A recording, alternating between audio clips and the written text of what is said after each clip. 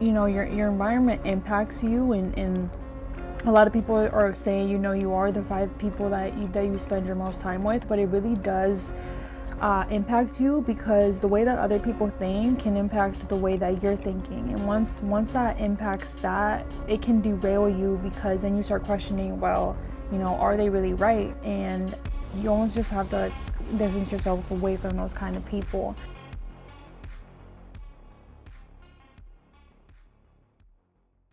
Hey everyone, and welcome back. So if you guys are new here, my name is Jasmine. My name is Matthew Cohn from Cohn's Graphics. And we are the 1% Better Everyday podcast. So you guys really liked our first episode of our mukbang when we were eating breakfast and answering a couple questions for you guys. So we decided to do a mukbang again. We're going to be eating our own little breakfast, and we're just going to be talking about some business questions for you guys. So if you guys are interested in learning today about, we're going to be talking about disputes, we're going to be talking about red flag clients, and we are going to be talking about some other just mindset updates that we've learned within our biz. I gotta hear.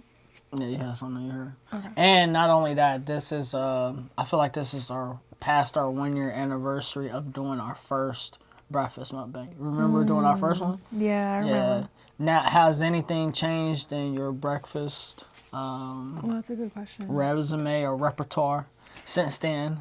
Because remember I had like blueberries and waffles on that episode? Yeah. And I had Starbucks coffee. Y'all make sure y'all check that out. I'll make sure I leave a link below to that first one. That's the one that really popped it off.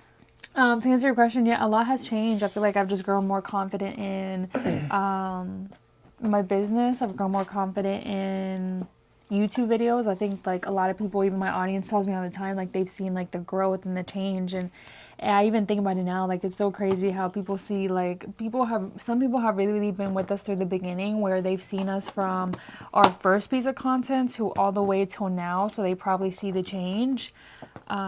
But I think like your audience can kind of tell, and they grow with you, if that answers your question. But I've just gained like a lot of confidence in my content style, what I like, what my audience likes, and I think that you kind of develop that as you create more content, because your audience also tells you like what they like and what they don't like.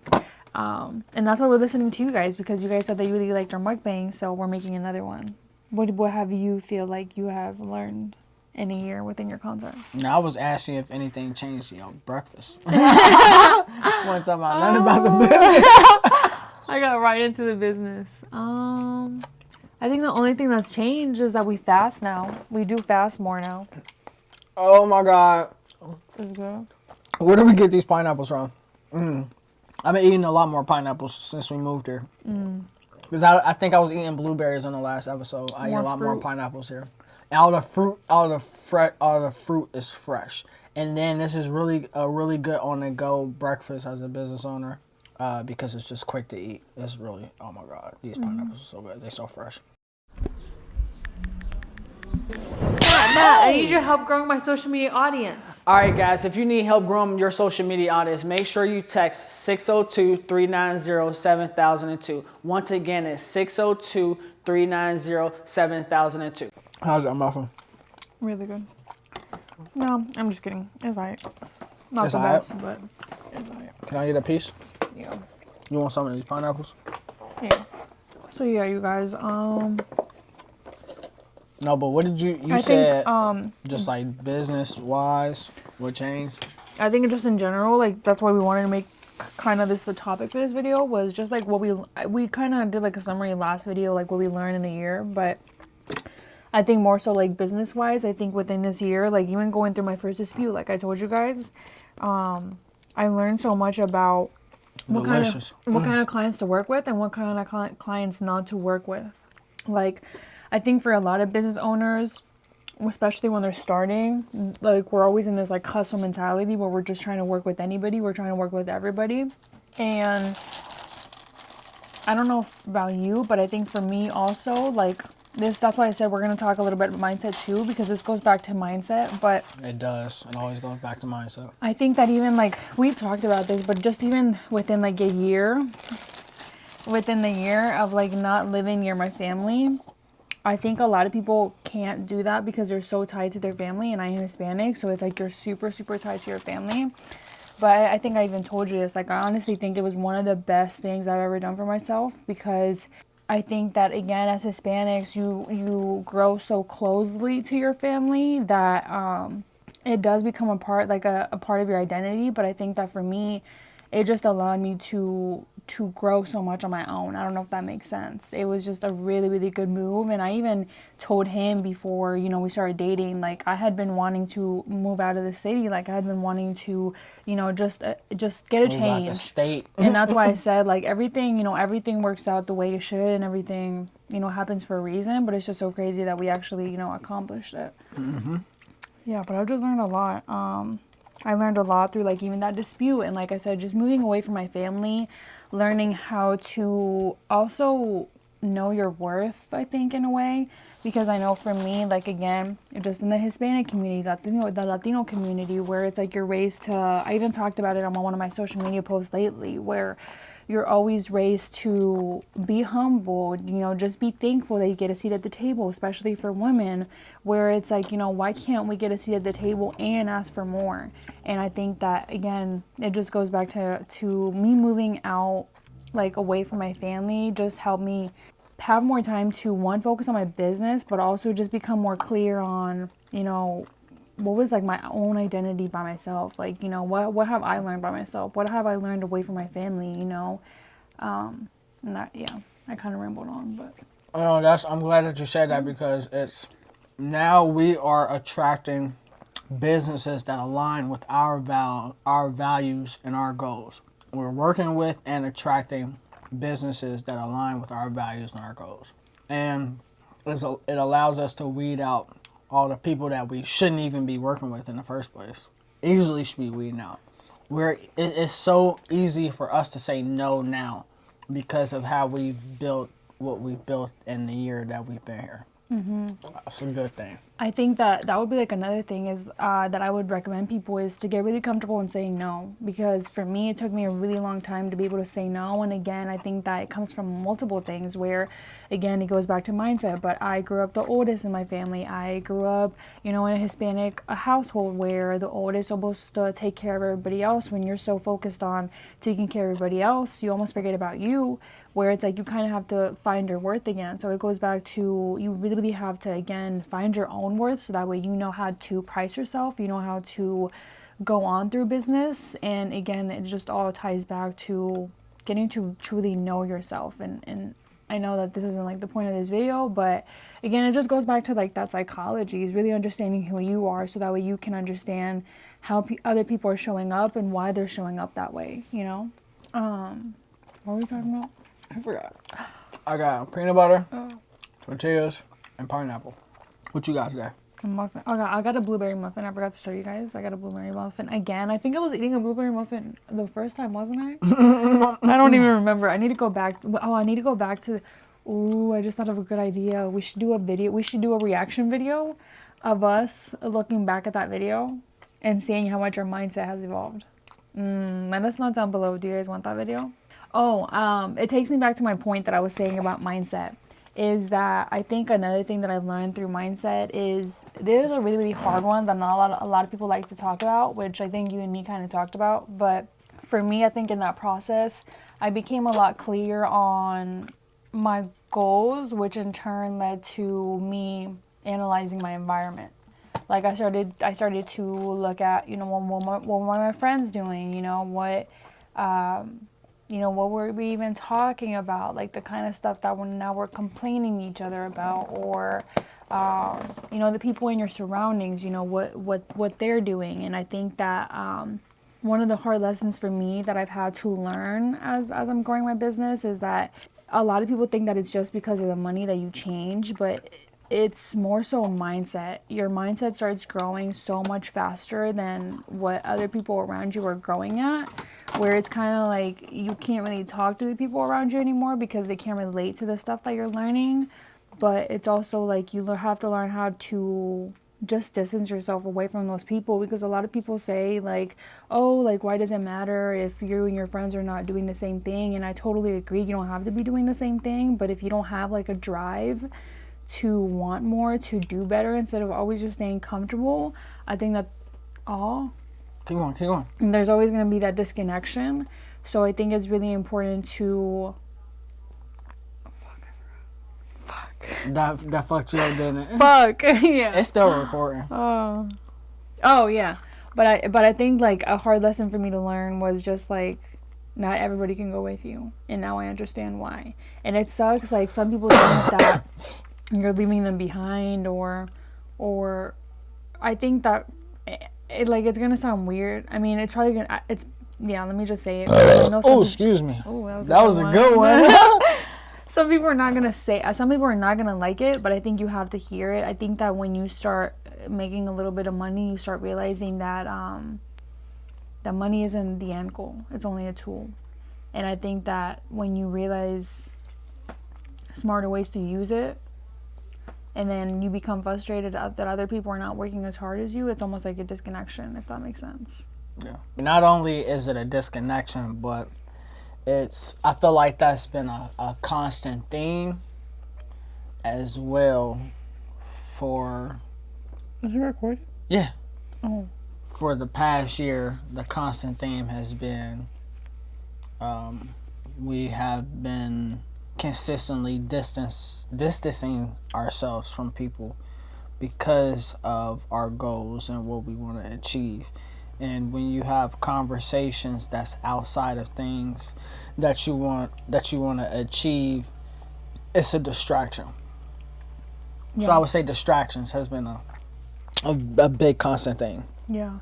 And it goes back to saying no. Like a hard lesson for me to learn, I don't know about you, but a hard lesson for me to learn this year too was that, like, what I meant by not everybody can go with you is it's almost like I'm in this stage of my life where now I'm interviewing people if they belong in my life. Like I'm like, oh, like I have a checklist now of like, do they belong in my life? Because I started reading the book Rich Dad Poor Dad. I don't know if you guys have ever read it, but just one important thing that he says in there is that, you know, your environment impacts you, and a lot of people are saying, you know, you are the 5 people that you spend your most time with, but it really does impact you, because the way that other people think can impact the way that you're thinking, and once that impacts that, it can derail you, because then you start questioning, well, you know, are they really right? And you almost just have to like distance yourself away from those kind of people.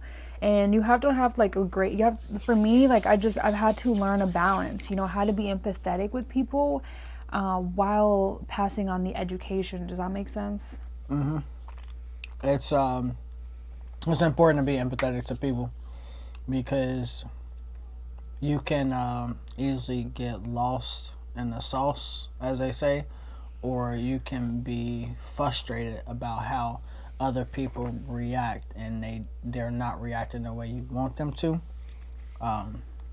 So again, it's important to be empathetic to those people, because you have to be able to move on from what they're dealing with, because the way you do things is not the way everybody else is going to want to do things, if that makes sense. Matt, I need your help growing my social media audience. All right, guys, if you need help growing your social media audience, make sure you text 602-390-7002. Once again, it's 602-390-7002. Yeah, and I think another thing with learning how to say no is, again, especially for my journey where I was always taught to take care of others, be there for everybody else, I've had to learn how to say no. And learn how to say no to, again, not only people that don't belong in your life, but just things that don't belong in your life, you know, like things that don't belong in your life, things that don't belong in your life. Yeah, yep. Whether that be like going to places, or whether that be, you know, just for example, like I'll just use an example. For example, went to that brunch with some new girlfriends, and it was cool and all, but I just realized that the type of people that I'm supposed to be around right now are just not the people that I used to be. And I think that just spoke volumes for myself, where it's like I'm no longer interested in, you know, just going out for brunch, or I'm no longer interested in you know, going out to party. Like I'm interested in meeting individuals that are almost like on this, not on the same that they have to, but just have like that same mentality of going after something bigger. Does that make sense? Yeah, I want to, honestly, for me, like, And as shallow as this may sound, like if you're not going as hard as me or harder, like it's hard for me to find. And I think not to cut you off, but I think there's seasons for everything. And I think for me, or maybe for you too, I feel like we're just in that season where we're so focused on our goals, where if it's not helping us towards our goals, like everything else is a distraction. We don't need it around us. And I think that we're gonna. I mean, I know for a fact that I am slowly finding like my community. I'm slowly finding my people that I know I relate with the most, the people that I connect with the most. But again, it's like it's gonna be a forever journey because it's life. You know, we're always gonna be evolving. We're always gonna be growing. But again, there's seasons for everything, and I think that's just the season that we're in right now. Love it. We got anything else we want to cover? Okay, we talked about a lot. We didn't even get to the red flag. Oh yeah, saying no. I feel like I wanted to say something else about saying no. Are we going to talk about red flags, customer red flags? Yeah, you go first. You gotta put the timer. I need the screen for the timer so I can know. What are some red flags that you have learned in clients now? Well, first of all, what made you want to talk about the topic? I want to talk about it because it goes back to disputes and learning how to say no. Okay. Where it's like if you, again, were taught to be a people pleaser, if you were taught to be there for everybody else, it's going to be really hard for you to say no. And that led me to a dispute. And that dispute led me to not knowing how to properly vet my clients because there were so many red flags that I ignored at the beginning and I just ignored them. So. Yeah. And it goes back to me saying that we now have the power to say no to things, which is amazing because it allows us to filter through the BS, what's BS and not BS. So what is a customer red flag? For me, a customer red flag now is that if they're asking you for advice and they're not asking you for advice, if that makes sense. Like they have something that they're struggling with, but it's not specific. But when you get on the call with them and you present every option to them, they're like, "Well, that didn't work. Well, that didn't work. Well, that didn't work." If that person or if that client is not willing to be open-minded and try your solution, then unfortunately you just can't change their mindset. Like there's things that, of course, according to sales pitches or whatever, like you can talk to them about, but I think that you feel it in your gut, and when you know that that person is stubborn or they're not willing to take your advice or that they're not willing to let you do what they hired you for, then it's a problem because now they're not letting you do your job. Yeah, definitely the customers that hire you but then I try to tell you how to do your job are big red flags. Customers that don't follow your policy and procedures, that's a red flag. You have policy and procedures for your business for a reason, and when a customer is not following that, they want to do it their own way, that's not a customer that's meant for you because they're going outside of their whatever. To try to please themselves, if that makes sense. Yeah, and I would add, like, with red flag clients, like I've just learned that, again, it goes back to knowing your worth, but then also understanding how to control your emotions, because I think that for me that was like the number one thing, especially as a Pisces and water sign, where I would definitely be super emotional and feel what others would be feeling way too much. But now I've just learned that you can't really control others' results. You can't really control other people's outcomes. Like, they determine that on their own. So I think, like, for me, acknowledging that and acknowledging that you can help everyone. Again, if you were a people pleaser or something like that, you're going to struggle with that. But again, like, you can help everybody. And once I learned that, you can tell very quickly on with the clients which ones, not that they have to be perfect, because we're not perfect, but they have to have some level of emotional intelligence, if that makes sense. Because the clients that easily lose their temper or easily lose it or won't let you talk, again, those red flags are going to keep showing up. So I hope that makes sense. But that was just something that I learned with red flag clients, to one, control myself, because how you show up is how their energy is going to go. So if on the first call you're always trying to sell them, you're trying to sound too salesy, they're going to feed off that energy, and it's just going to create this weird energy. So I think that to go off of it, for me, a red flag client is just that they have to have some level of like emotional, intelligence, or control their emotions, and understand, like, it goes back to, again, the clients that understand that their money is a tool. The clients that you probably have experienced it, but sometimes the cheaper clients are the clients that complain the most to us, because again, they're trying to hold on to that dollar, they're trying to hold on to that money. To them, that money was everything. That money was a rent, that money was a phone bill, that money was groceries. And not to say that you can't work with them, but you have to be very, very careful, the ones that